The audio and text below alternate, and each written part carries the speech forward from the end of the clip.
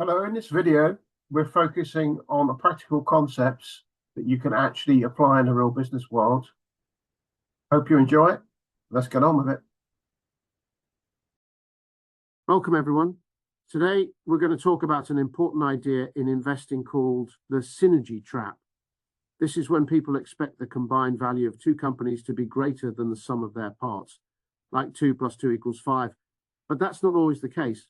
Sometimes this belief can lead to costly mistakes because the expected benefits don't materialize.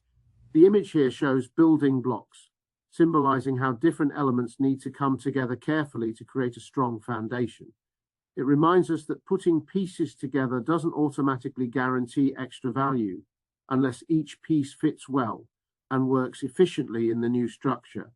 As we move forward, we'll look closely at why this illusion happens and what investors should watch out for to avoid falling into this trap.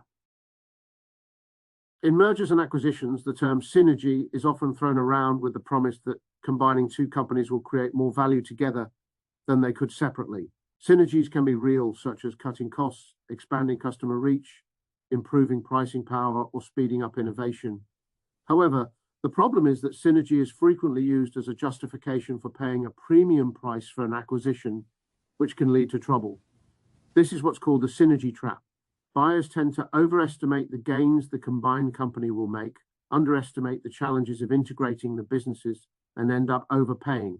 This leaves shareholders facing disappointment when those expected benefits don't materialize.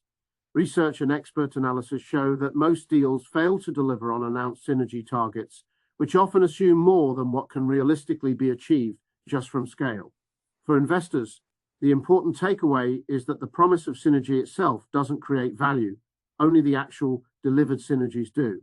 This presentation will walk you through how the synergy trap works, why it continues to happen, how to spot it as an investor, and what leaders can do to avoid falling into this common pitfall. Synergies in mergers and acquisitions typically fall into three categories. Cost synergies, like cutting headcount or optimizing supply chains, revenue synergies through cross-selling or expanding market access, and financial synergies such as tax benefits or better balance sheet terms.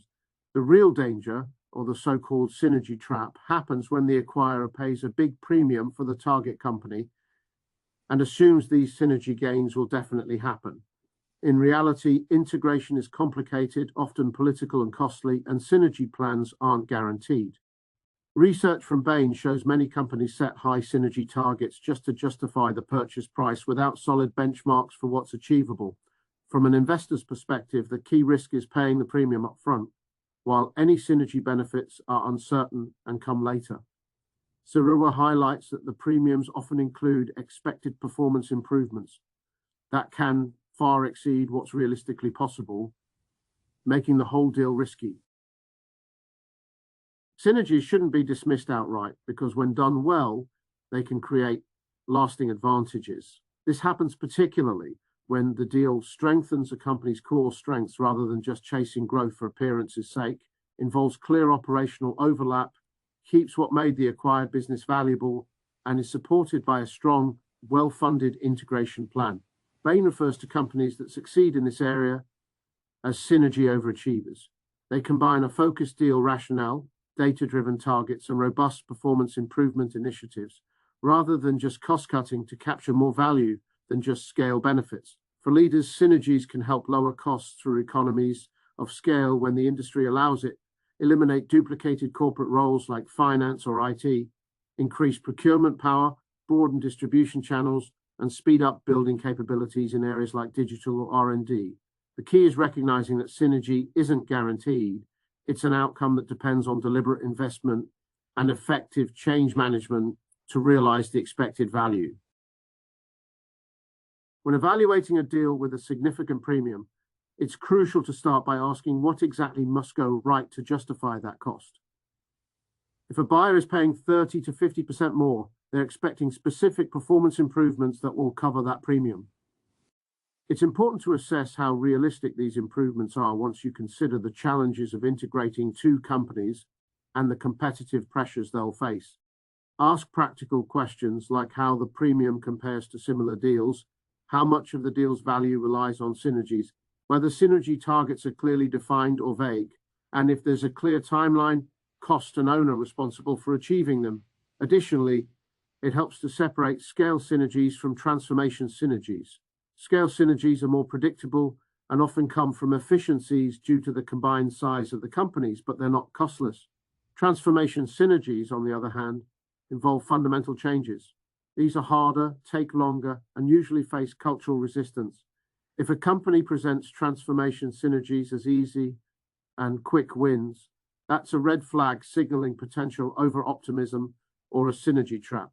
Keeping these points in mind provides a practical way to critically analyze merger promises and avoid costly mistakes. Synergy announcements often highlight the annual cost savings expected, but they usually overlook important realities like the costs of migrating systems, the expense of redundancies and restructuring, customer losses due to disruption, and delays caused by governance issues or cultural clashes. History shows that when deals fail, it's rarely the numbers that were off, but rather the culture and execution that didn't align. For example, Steve Case reflected on the AOL Time Warner merger, pointing out a culture clash and a vision that lacked follow-through. Revenue synergies tend to be the most overestimated because they rely heavily on customers changing their behavior and frontline teams executing effectively. Take the case of eBay acquiring Skype. While leaders expected improved communication to boost transactions, adoption fell short and eBay suffered a significant write-down. A good rule of thumb for investors is to be skeptical if revenue synergies make up more than half of the synergy story and to question why customers would change their behavior now. Finally, it's important to look for clear governance signals that show execution will actually happen. Successful deals typically appoint a strong integration leader with real authority, maintain a clear synergy scorecard updated regularly, issue conservative synergy guidance including downside scenarios, and demonstrate prior experience and competence in integration. These factors help ensure synergies translate into real value rather than remain just numbers on a spreadsheet. The AOL Time Warner merger was meant to be a perfect match of distribution and content, but faltered due to cultural clashes, loss of momentum, and poor execution, showing that without execution, even the best vision can fail. Daimler Chrysler had geographic and product advantages, but struggled because of deep cultural differences and management conflicts, proving that cultural integration is a critical and often underestimated factor. eBay's acquisition of Skype assumed customer behavior would drive new revenue synergies, but that didn't happen, illustrating the risk of relying on uncertain customer assumptions.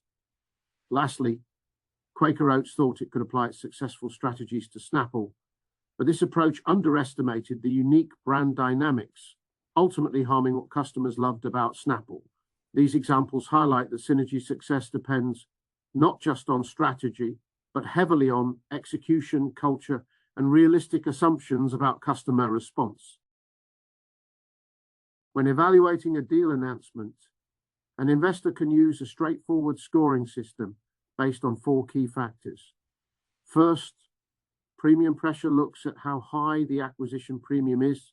A low premium score is 0 to 1, indicating less pressure on realizing synergies, while a high premium between 4 and 5 raises the expectations for significant synergy delivery. Next, synergy quality considers whether the synergies are primarily cost savings from overlaps and industry benchmarks, which are safer, or revenue synergies reliant on cross-selling narratives, which carry more risk. Integration complexity assesses how challenging it is to combine the companies, scoring lower risk for similar systems, industries, and cultures, and higher risk for cross-border deals with different operating models. Finally, execution credibility evaluates whether the buyer has a proven track record and detailed integration plan, or just a vague vision with limited detail, which signals caution. Adding up the scores helps interpret the synergy risk. From 0 to 7, it's manageable. 8 to 14 signals a need for caution and close monitoring, and 15 to 20 suggests a high likelihood of falling into the synergy trap. This simple scorecard provides a practical way to cut through the hype and focus on what really matters in deal integration. Synergy-driven deals can bring real advantages when synergies are genuine and achievable. These include cutting costs and boosting margins by streamlining operations and leveraging purchasing power. Scaling up can lead to stronger strategic positions, especially in industries where size creates cost advantages. Synergies can also accelerate capabilities in areas like technology or supply chains, but only if integration is thoughtfully planned and well supported. Expanding distribution channels can help reach new markets faster, provided the channels truly fit together. On the downside, overpaying for a deal based on overly optimistic synergy assumptions is a common pitfall. Integration often comes with significant costs and disruptions. Synergies aren't without expense. Cultural clashes and governance issues can derail expected benefits if teams don't align well. Predicted revenue growth may not materialize because customer behavior doesn't always follow expectations. Lastly, competitors often respond aggressively by cutting prices or targeting customers during integration, which can erode the anticipated gains. Understanding these pros and cons helps avoid traps and make smarter acquisition decisions. The idea of synergy is appealing. It helps justify high deal premiums, energizes markets, and crafts a convincing narrative. However, synergy should always be seen as a hopeful claim, not a guaranteed outcome. Research and real-world examples show that many deals fail due to cultural clashes, difficulties in integration, and overly optimistic revenue predictions. For investors, it's essential to work backward from the premium, heavily discount revenue synergies, require solid, benchmarked cost assumptions, and monitor post-deal progress very closely. For company leaders, the focus should be on developing a clear rationale for the deal, allocating the right resources for integration, and approaching synergy as an achievement that must be earned rather than promised up front. Ultimately, the deals that look flawless on paper often struggle once reality kicks in, while true winners are those that successfully manage the complex execution beyond the initial presentation.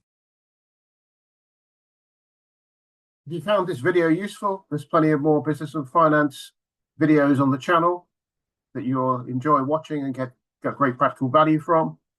In the meantime, thanks for watching.